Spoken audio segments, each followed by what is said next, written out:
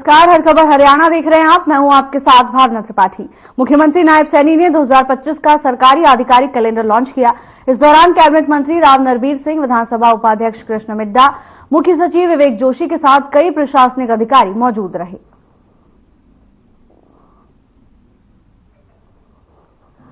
मुख्यमंत्री नायब सिंह सैनी ने 2025 नए वर्ष के अवसर पर कैलेंडर का लॉन्च किया है। इस दौरान उनके साथ तमाम प्रशासनिक अधिकारी मौजूद रहे। तो वहीं कैबिनेट मंत्री राव नरबीर सिंह, इसके साथ ही तमाम दिग्गज इस कार्यक्रम में शामिल हुए। मुख्यमंत्री नायब सिंह सैनी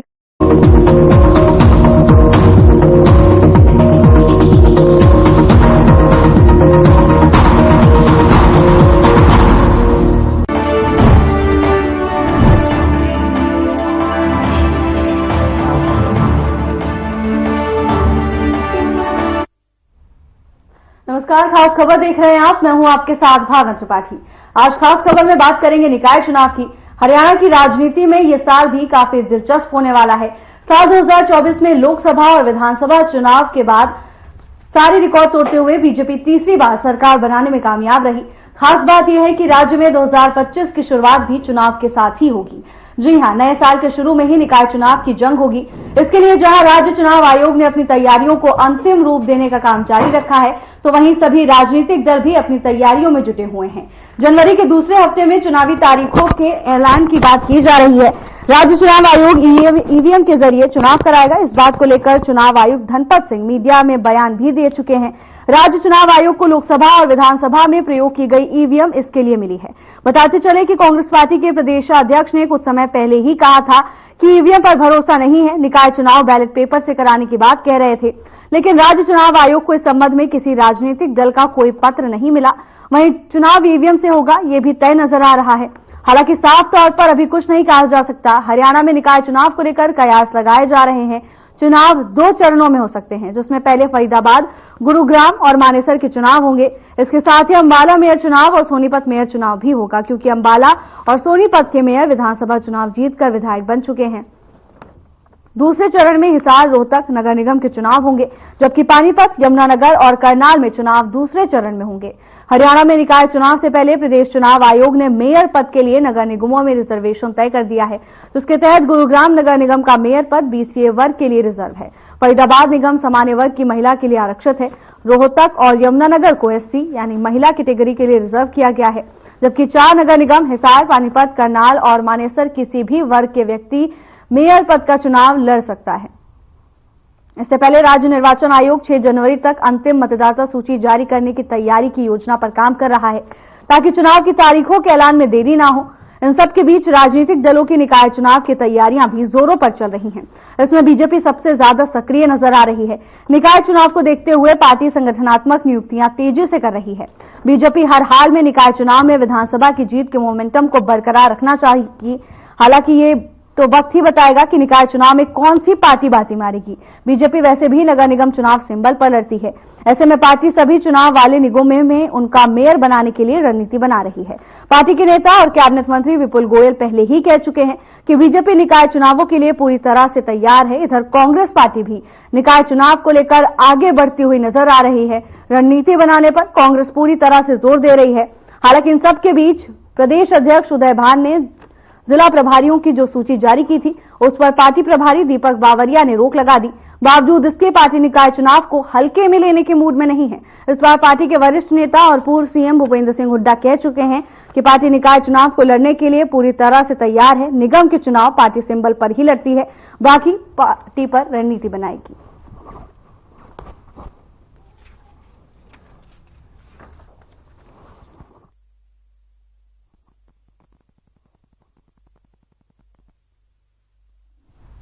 इसी पर चर्चा के लिए हमारे साथ खास मेहमान जुड़ गए हैं। कांग्रेस का पक्ष रखने के लिए विजेंद्र खोखर हमारे साथ हैं, तो वहीं बीजेपी की ओर से रामराज शर्मा हमारे साथ है और कांग्रेस की तरफ से विजेंद्र खोखर हमारे साथ हैं। आप दोनों का चर्चा में बहुत बहुत स्वागत है। विजेंद्र जी, सबसे पहले आपके पास आना चाहेंगे। देखिए, दूसरे हफ्ते में तारीखों का ऐलान हो सकता है, क्या तैयारियां चल रही हैं?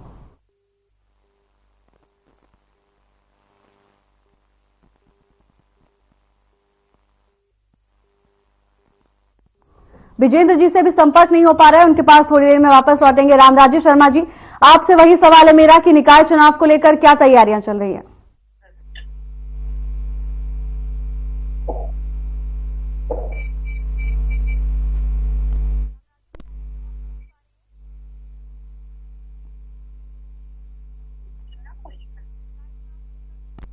चुकी है। सभी राजनीतिक दल पूरी तरह से तैयारियों में जुटे हुए हैं। जनवरी के दूसरे हफ्ते में तारीखों का ऐलान हो सकता है, ऐसे कयास लगाए जा रहे हैं। राज्य चुनाव आयोग ईवीएम के जरिए निकाय चुनाव कराएगा। इस बात को लेकर चुनाव आयुक्त धनपत सिंह मीडिया में बयान भी दे चुके हैं। राज्य चुनाव आयोग को लोकसभा और विधानसभा में प्रयोग की गई ईवीएम इसके लिए मिली है। आपको बताते चले कि कांग्रेस और बीजेपी दोनों ही पूरी तरह से अलर्ट मोड पर हैं। इसके साथ ही सभी सियासी दल रणनीति बनाने में जुटे हुए हैं। प्रशासन के साथ साथ सियासी दल भी पूरी तरह से अलर्ट नजर आ रहे हैं। रणनीति बनाने पर जोर दिया जा रहा है। तो वहीं बीजेपी हर हाल में निकाय चुनाव में विधानसभा की जीत के मोमेंटम को बरकरार रखना चाहेगी। दूसरी तरफ कांग्रेस भी बीजेपी को टक्कर देने के लिए अलर्ट नजर आ रही है। 2025 का आगाज हो चुका है और इसके साथ ही निकाय चुनाव की सुगबुगाहट भी तेज हो गई है। बीजेपी तीसरी बार सरकार बनाने में विधानसभा चुनाव के दौरान कामयाब रही। खास बात यह है कि राज्य में 2025 के निकाय चुनाव भी शुरुआती दौर में ही होंगे और नए साल के शुरू में ही निकाय चुनाव की जंग से सियासी गलियारे में सुगबुगाहट तेज होती हुई नजर आ रही है। सियासी दलों के साथ साथ प्रशासन भी पूरी तरह से तैयार नजर आ रहा है। दूसरे हफ्ते में तारीखों का ऐलान भी किया जा सकता है। तो वहीं बीजेपी निकाय चुनाव को देखते हुए संगठनात्मक नियुक्तियां तेजी से कर रही है। हर हाल में चुनावों में विधानसभा की जीत के मोमेंटम को बरकरार बीजेपी रखना चाहती है। कांग्रेस भी किसी से पीछे नहीं है। रणनीति बनाने पर पूरा जोर दिया जा रहा है। तमाम दिग्गज निकाय चुनाव पर अपनी नजर बनाए हुए हैं। पार्टी के वरिष्ठ नेता और पूर्व सीएम भूपेंद्र सिंह हुड्डा कह चुके हैं कि पार्टी निकाय चुनाव को लड़ने के लिए पूरी तरह से तैयार है। सभी दल निकाय चुनाव में जीत का दावा कर रहे हैं। हालांकि ये तो बाद में ही पता चलेगा कि कौन सी पार्टी बाजी मारेगी।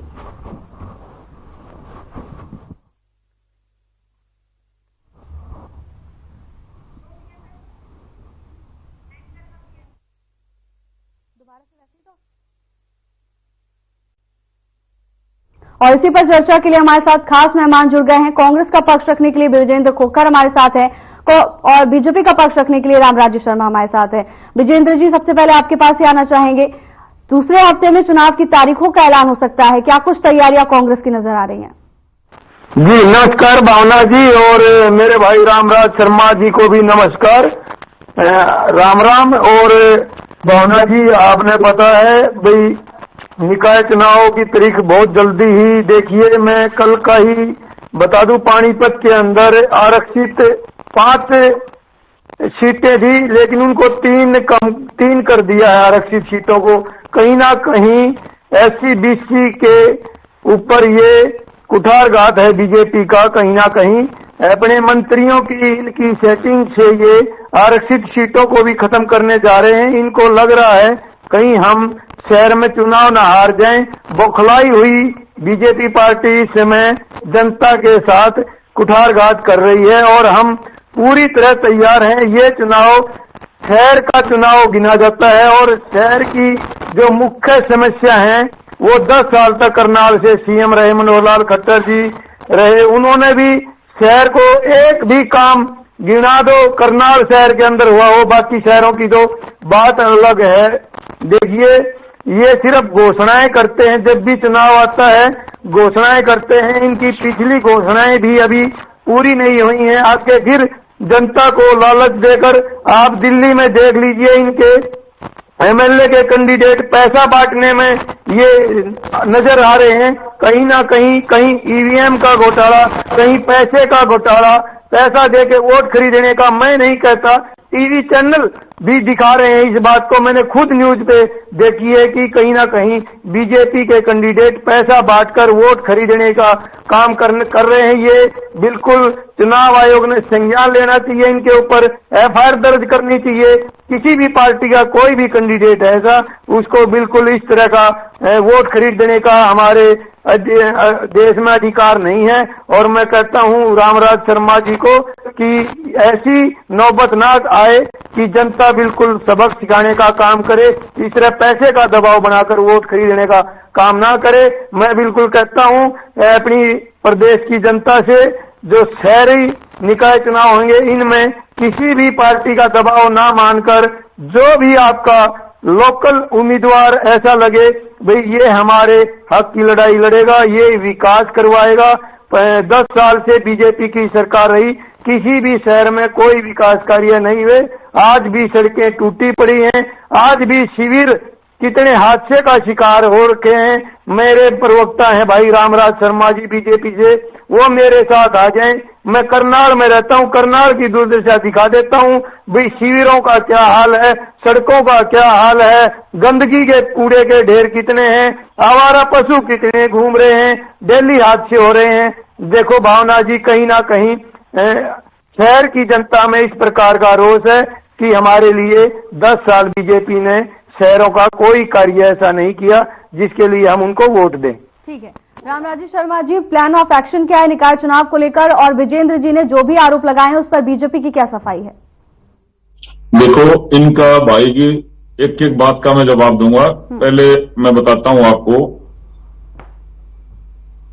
ये निकाय चुनाव की घोषणा कभी भी हो सकती है, इसको छोटी सरकार के रूप में जाना जाता है।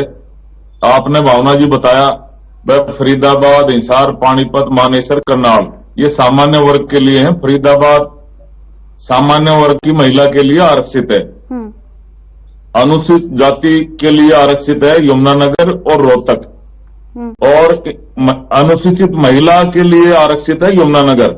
पिछड़ा वर्ग की महिला के लिए पिछड़ा वर्ग के लिए गुड़गांव आरक्षित है। और हमारे संगठन के चुनाव चल रहे हैं, 7 पर्यवेक्षक नियुक्त किए हैं। डॉक्टर सुधा यादव जी सिरसा, फतेहाबाद, भिवानी, ओम प्रकाश धनखड़ जी पंचकुला, अंबाला, यमुनानगर, रामचंद्र जांगड़ा जी कैथल, कुरुक्षेत्र, करनाल, सुरेंद्र पूनिया जी रोहतक, सोनीपत, जींद, झज्जर, घनश्याम अरोड़ा जी पानीपत, फरीदाबाद, पलवल, मूलचंद शर्मा जी भिवानी, महेंद्रगढ़, हिसार, वेदपाल एडवोकेट जी गुड़गांव, नूह और दादरी। और ये संगठन के चुनाव हमारे पहले बूथ कमेटियों के चल रहे हैं हमारे, ये 1-2 दिन में पूरे हो जाएंगे। इसके बाद में मंडल अध्यक्ष बनाए जाएंगे, उसके बाद में फिर जिला अध्यक्षों की नियुक्ति होगी। जैसा कि आपको मालूम है, विश्व की सबसे बड़ी पार्टी है, सबसे बड़ा संगठन है हमारा, और विश्व के सबसे लोकप्रिय और ताकतवर प्रधानमंत्री, जिसको हमारे देश की देवतुल्य जनता जनार्दन ने तीसरी बार मौका दिया है, उनको आशीर्वाद दिया है, तीसरी बार वो प्रधानमंत्री की कुर्सी पर बैठे हैं। उनकी अगुवाई में हमारा देश बहुत आगे बढ़ रहा है, रक्षा के क्षेत्र में आत्मनिर्भर हुए, आर्थिक दृष्टि से मजबूत हुए हैं, और एक भव्य ऐतिहासिक राम मंदिर का निर्माण हुआ है। धारा 370 और 35 से जम्मू कश्मीर से हटाई गई है, और विदेश में हमारा डंका बजा है, हमारी धाक जमी है। ऐसे ही हरियाणा में भी हमारे देवतुल्य मुख्यमंत्री जो जन जन के चेते हैं, युवाओं के हृदय सम्राट हैं, और महिला शक्ति का आशीर्वाद हमारे को मिला, युवाओं का साथ मिला, बुजुर्गों का आशीर्वाद मिला, क्योंकि जनता के बीच में माननीय मुख्यमंत्री जी रहते हैं। और जिस तरह से उन्होंने समाधान शिविर के लिए सभी अधिकारियों को निर्देश दिए थे कि फर्स्ट आवर्स में वो जनता की समस्या का समाधान करें, और सभी एमएलएज की, एमपीज की, मंत्रियों की और सभी वरिष्ठ नेताओं की, कार्यकर्ताओं की उन्होंने सबकी ड्यूटी लगाई थी कि भाई आप जनता के बीच में रहें और जनता की समस्या का समाधान करें, और उनके धन्यवादी दौरे भी चल रहे हैं। तो मैं समझता हूं देवतुल्य जनता जनार्दन के आशीर्वाद से, जैसे तीसरी बार हमारी सरकार हरियाणा में बनी और दूसरी बार आदरणीय नायब सिंह सैनी जी मुख्यमंत्री देवतुल्य जनता जनार्दन के द्वारा बनाए गए, ऐसे ही हरियाणा में भी अब जो निकाय चुनाव हो रहे हैं, छोटी सरकार में भी कमल खिलेगा। और मैं ये दावे के साथ कह सकता हूं, जनता के आशीर्वाद से मैं कह सकता हूं, जनता के विश्वास से मैं कह सकता हूं। और इस कांग्रेस के प्रवक्ता भाई ने SC-BC वर्ग का एक मामला उठाया था, तो मैं इनको बताना चाहूंगा, इनके मुंह से SC-BC वर्ग के लिए ये बात कह रहे हैं, ये इनके मुंह से शोभा नहीं देता, क्योंकि ये तो SC समाज के और BC समाज के घोर विरोधी हैं। आज हरियाणा 58-59 साल का हो गया है। इन्होंने लोकसभा चुनाव से पहले, उसके बाद में विधानसभा चुनाव हुए जब, ना तो SC-BC समाज से कोई सीएम चेहरा डिक्लेयर करा, और जिस तरह से हमने डिक्लेयर भी किया और जनता ने उनके ऊपर मोहर भी लगाई, जनता ने आशीर्वाद भी दिया। OBC समाज से माननीय मुख्यमंत्री जी आते हैं, इनको इस बात का पता होना चाहिए, और हमारे प्रधानमंत्री जी भी OBC समाज से आते हैं। तो ये इस तरह का आरोप लगा के ये मनगढ़ंत झूठा बेबुनियाद आरोप लगाते हैं। और जिस तरह से एक दलित की बेटी का इन्होंने अपमान किया। दलित की बेटी का अपमान नहीं सहेगा हिंदुस्तान, हरियाणा की बेटी का अपमान नहीं सहेगा हिंदुस्तान, महिला शक्ति का अपमान नहीं सहेगा हिंदुस्तान। जिस तरह से उनके बारे में इन्होंने, इनकी पार्टी के कार्यकर्ताओं ने जाति सूचकांक बोला, उसे ये साफ साफ जाहिर होता है एससी समाज के धुर विरोधी हैं। आपको एक ताजा घटना बता दूं, लोहारू का एमएलए है इनका, और वहां पे एक अपनी दलित की पढ़ती थी बेटी, तो छत्ती बिरादरी की बराबर होती है, तो उनके एमएलए के रिश्तेदारों का वो स्कूल है, और उस बिटिया को इतना टॉर्चर किया गया, वो आर्थिक तंगी के कारण स्कूल की फीस नहीं दे पाई थी, टाइम पर जमा नहीं करवा पाई थी, उनके इतना टॉर्चर किया गया, इतना टॉर्चर किया गया, उस बिटिया ने सुसाइड करना पड़ा। इनको शर्म आनी चाहिए ऐसी बात करते हुए। और जो इनकी हमारी बहन जी है, इनकी पार्टी की बहुत वरिष्ठ नेता है, उन्होंने भी एक शब्द भी नहीं बोला। उन्होंने उसके घर जाके आंसू पूछना चाहिए था। और इनके कांग्रेस के जो नेता हैं, नेता प्रतिपक्ष की दौड़ में है जो भी है, आज तक तो बना नींद में लठबाज रहे आपस में, तो उनको भी वहां जाना चाहिए था उस दलित बेटी के घर में, और उस परिवार को जो बहुत ही आहत हो रहा है, उस परिवार के आंसू पूछने चाहिए थे। और इनके टाइम में मिर्जपुर कांड हुआ, गोहाना कांड हुआ, ये अपने आप में साफ साफ संकेत देता है कि दलित विरोधी हैं। और ये जिस तरह से, ठीक है विजेंद्र जी देखिए, आप आरक्षण और महिला सशक्तिकरण का मुद्दा उठाया। बीजेपी प्रवक्ता तो का कहना है कि कांग्रेस खुद ही महिलाओं का सम्मान नहीं करती है, ओबीसी का सम्मान नहीं करती है। देखिए मेरे भाई रामराज शर्मा जी, हरियाणा में आपकी सरकार थी और खेल मंत्री संदीप सिंह जी थे। एक महिला कोच ने उन पे आरोप लगाए और आपके मुख्यमंत्री जी ने कहा भाई इनको मैं नहीं हटाऊंगा, इस्तीफा नहीं लूंगा बार बार। क्या वो हमारी सरकार में अपमान हो लगा वो महिलाओं का? वो क्या महिलाएं थी? हमारी महिला खिलाड़ी, पहले तो आपके प्रधानमंत्री कहते हैं विजय फोगाट मेरे घर की सदस्य है, मेरे परिवार की सदस्य है, फिर उसी सदस्य ने जंतर मंतर पर आप कहाँ महिलाओं का सम्मान करते हैं? रामराज की सुनने की शक्ति है नहीं, आप बोलते रहते हो, दूसरे की भी सुननी चाहिए ना। फिर आप ही डिबेट दे लो, मैं डिबेट से हट जाता हूँ अगर आप नहीं बोलना है तो। रामराज शर्मा जी, आप उन्हें बोलने का मौका दीजिए, समय पहले कम है, आपके पास फिर से वापस आएंगे। जी जी, अभी आप बोल रहे थे, मैं तो बीच में नहीं बोला, मैं तो सुन रहा था। आप में बोलने की शक्ति ये दिखाता है कहीं ना कहीं कि बीजेपी के अंदर कि कितनी सेंसिटिव पार्टी है, ये आपका दिखाता है रामराज जी। मैं सुन रहा था आराम से, आप फिर बीच में आप बोलने नहीं देते, आपके अंदर सहन शक्ति नहीं है सुनने की। मैं क्या डिबेट में बोलूंगा, आप अपनी बातें नहीं खत्म होने देते। आपके पास वापस आएंगे जी विजेंद्र जी। जी भावना जी, देखिए इनके मेरे भाई रामराज जी कहते थे महिलाओं का सम्मान कांग्रेस नहीं करती, हम करते हैं। महिलाओं के ऊपर बाल तक कटवाए हैं इनके कर्मचारियों ने, इनके राज में शासन में होते हुए कर्मचारियों ने, महिलाओं ने बाल तक कटवाने पड़े, उनकी आवाज नहीं सुनी। उनको लाठी डंडे पानी की बौछारों से हर महिला वर्गीय कर्मचारियों को इन्होंने पीटने का, इन पर लाठियां बरसाने का काम करा। किसान, आज किसान की देख लो दुर्दशा कितनी है। एक किसान ने आज मृत्यु की तरफ, उनको पता है मेरी मृत्यु निश्चित है अगर इसी तरह से, लेकिन कोई भी बीजेपी का हरियाणा का नेता, कोई भी इनका केंद्र का नेता मिलने तक नहीं जाता, उनकी बात तक नहीं सुनता किसानों की। बार बार किसान किसान किसान, हम किसानों के लिए ये कर रहे हैं, हम किसान के लिए ये कर रहे हैं, बिल्कुल झूठी घोषणाएं करते हैं। एक भी घोषणा, तेरी सारी बात झूठी निकली, तेरी एक बात भी सच्ची ना। मोदी जी की जितनी घोषणाएं होती हैं सारी झूठी निकलती हैं। हरियाणा प्रदेश में जातिवाद का जहर जो घोड़ा है वो बीजेपी ने घोड़ा, जात पात का जो जहर घोड़ा वो बीजेपी ने बार बार हमारी शीर्ष नेता बहन शैलजा कुमारी जी को लेकर बहुत ही इनका, जब भी आवाज उठाते हैं बहन शैलजा कुमारी जी, इनको बहुत दया आती है बहन शैलजा कुमारी जी की।